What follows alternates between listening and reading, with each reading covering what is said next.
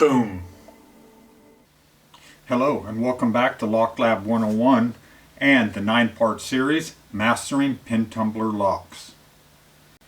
In this episode, Anti-Pick Pins Explained, how to beat multiple anti-pick pin stacks.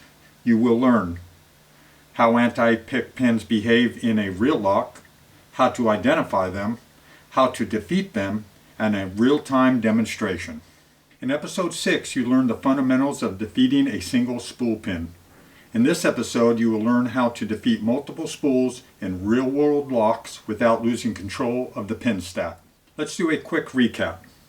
You've already learned what a spool pin looks like, how it creates a false set, and how to apply counter rotation. Today's goal is to learn how to maintain control through shifting feedback of multiple spool pins and avoid losing progress when the lock fights back. This is where spool pins stop being feared and start being predictable. So this is a new lock, fairly recently out of the package. It has 6 pins. I do expect 3 spool pins. Additionally, I put a piece of tape here so we can gauge the rotation and the counter rotation.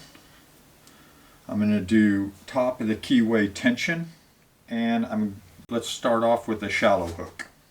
Okay, so let's get started. I'm going to use top of the keyway tension, so this end of the keyway that has the pins on it,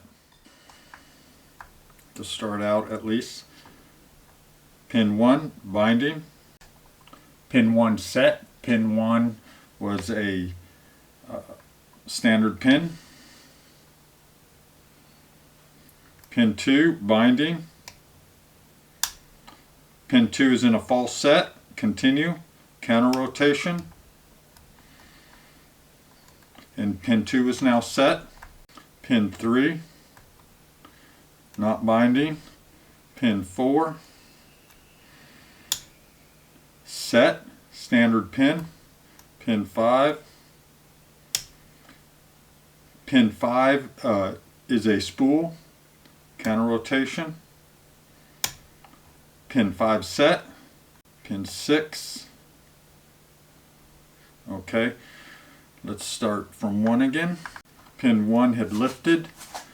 Pin 1 is now set again. Pin 2. Pin 3 is set. Pin 3 was a spool. Switching to a medium hook for pin 6 that I can't reach with my shallow hook. And we got it open. So 3 spools on pins 2, 3, and 5. So let's go over a few things. When you lose progress, how do you recover that? If you drop a spool, don't panic. Refine the binder, expect the same spool to bind again. If you lose all progress, reset intentionally. Start fresh with lighter tension.